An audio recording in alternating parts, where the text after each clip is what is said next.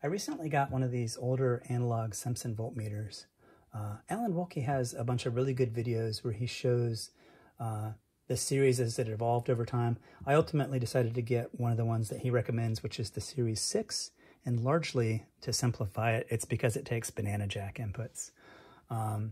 And furthermore, Alan has some videos that show you how to calibrate it. So I went even further and built a device that has the circuit that Alan uses to calibrate these. And what you essentially, the idea is you need to generate a 50 microamp current. So in here is like a current mirror. And you trim it using a more accurate device. And then once you have it trimmed, then you can use it to calibrate the Simpson voltmeter so that it deflects full scale with the 50 microamps.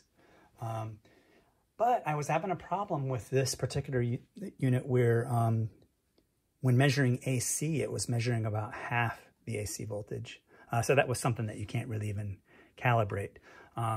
So I wanted to show the repair for that real quick. There's a lot of good online materials, but here is the circuit in the back of the book, and these are all available as PDFs online. And what was going on was there's a pair of diodes in there that are used to basically rectify the AC voltage. And one of those diodes had gone bad, and I want to show those two diodes so you can see what the bad one looked like.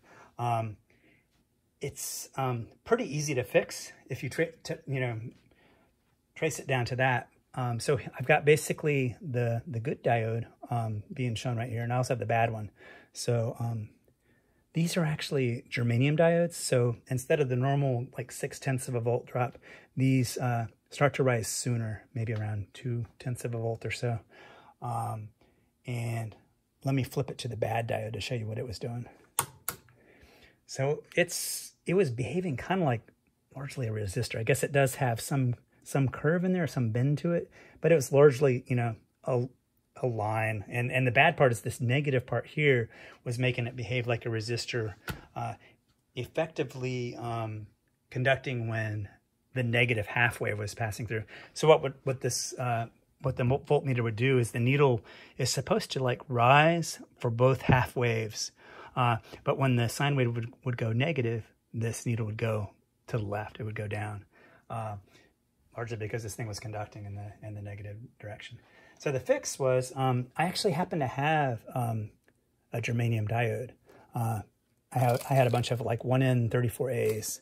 I guess you could use Schottky diodes instead, but I want to show you what this diode looks like in there. Let me hook it up. And this repair, once I had traced it down to that, the repair was actually remarkably simple to do. You really shouldn't be afraid of these devices. They're actually all like through-hole components, and it's really easy to get out your soldering iron and remove the bad diodes and put. I basically put in two new matched diodes like this, but I wanted to show you that even if you compare the new ones to the old one, the original, if I flip back and forth, you can see they're pretty much matched. If I flip from, this is the new one, flip into the old one, so they're pretty much the same. So I would recommend, if you get one of these, they're actually easy to calibrate, and there's like I showed, there's perhaps like a handful of components on there, and they're all like really simple things like resistors and a diode or two. So if you get one of these, I would recommend it because they're actually pretty easy to calibrate and repair, and get a unit that's working really nice for you. All right, thanks for watching.